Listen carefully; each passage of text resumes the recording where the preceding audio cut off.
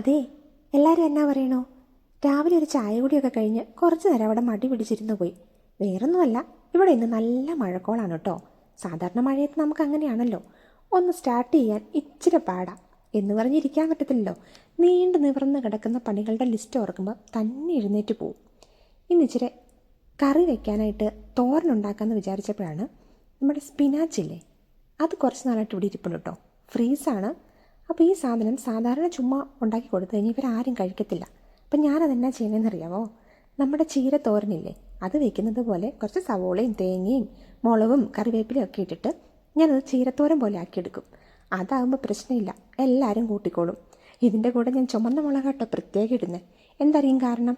അത് തന്നെ, ചീരയുടെ കൂടെ പച്ച കളറുള്ള മുളകും കൂടെ കടിച്ചു കഴിഞ്ഞ് ഉമ്മാരെന്നെ ഓടിക്കും.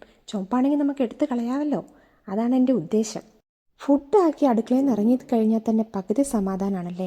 പണികളൊന്നും തീർന്നെന്നല്ല, എന്നാലും ഭക്ഷണമാണല്ലോ മെയിൻ. എല്ലാവർക്കും അങ്ങനെയൊക്കെ തന്നെ ആയിരിക്കും അല്ലേ.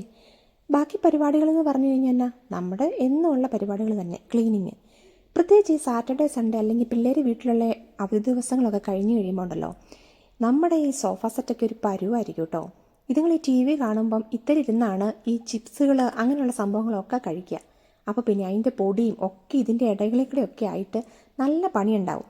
അപ്പം ഞാൻ ഈ സാധനം വെച്ചിട്ട് ഇത് വലിച്ചു കളയുക കേട്ടോ പതിവ്. എങ്ങനെയായാലും ഒന്നും പറയണ്ട, കുഞ്ഞുങ്ങളല്ലേ, അവരോട് എത്ര പറഞ്ഞാലും അവർക്കിത് മനസ്സിലാവില്ല.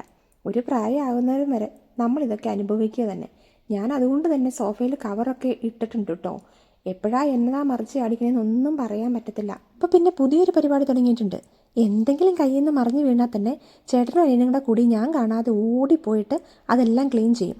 പക്ഷേ കുഞ്ഞുങ്ങളല്ലേ ക്ലീൻ ചെയ്യുന്നത്, എവിടെയെങ്കിലുമൊക്കെ കുറച്ച് നനവൊക്കെ മിച്ചമുണ്ടായിരിക്കും കേട്ടോ. ഞാൻ മിക്കവാറും മാറ്റൊക്കെ എടുത്ത് ക്ലീൻ ചെയ്യാൻ ചെല്ലുമ്പോഴായിരിക്കും നനഞ്ഞു കിടക്കണ കാണുന്നത്. പാവം കെട്ട് വഴക്ക് കുറച്ച് കൂടുതൽ നേരം കൊടുക്കും. എന്നാൽ പിന്നെ ശരി, പിന്നെ കാണാവേ.